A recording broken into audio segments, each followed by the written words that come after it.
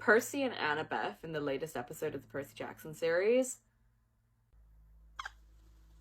they break my heart. Percy is a character who has come to terms throughout his whole life that his father is not a present person. It has always been his mother, it has always been Sally who has been taking care of him and loving him unconditionally. And a lot of Percy feels like an outsider in the world because he views the world differently from everyone else. And then he discovers that he's actually a demigod and that his father is one of the Greek gods. And that his father not only knew about his presence, but might have been watching him his whole life and choosing not to be a part of it. And there are so many things that his father could have helped him with, so many ways that his father could have been there. And when it mattered most, when Sally was taken by Hades, Poseidon still did nothing. And Percy says it in the first episode when he's praying to Sally. He's angry at his father for neglecting him his whole life, but he's even angrier because he neglected Sally. And it's really heartbreaking because Percy has had one constant person in his whole life, and that is Sally, and she's suddenly taken, and he's suddenly in this whole new world and having to learn all these new things about his life. Whereas Annabeth is a character who is almost opposite to Percy, because Annabeth says that her home life and her father were actually neglectful of her. And Athena was as well, but Annabeth finds a purpose in becoming a demigod and becoming a hero. And I think for Annabeth, it's easier for her to come to terms with someone when she knows where she stands with them. And Athena is always very clear where she stands with her children.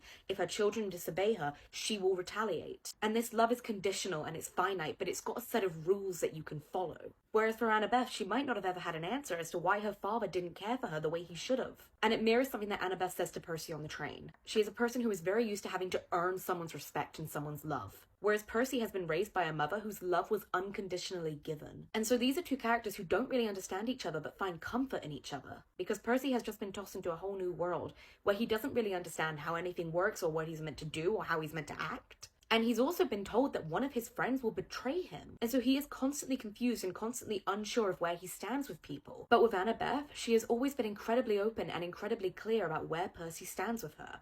And I think he needs that. He needs that person who will always tell him exactly how it is. And so he finds comfort in her for that. And Annabeth, she finds comfort in Percy because he is giving her that unconditional love and sacrifice. And I'm not saying that Percy is in love with Annabeth at this point, or that he even loves her, but he views her as someone he is willing to sacrifice himself for. Because at the end of the episode, Percy has almost accepted the fact that he will probably die, and so he does everything to make sure that Annabeth and Grover get out and get to safety. And I don't think that that is something that Annabeth has ever come across. Partly because she's been at camp for the last 5 years, but also because even her parents never showed her that. The only other person in Annabeth's life that she never had to feel she had to earn their trust is Luke.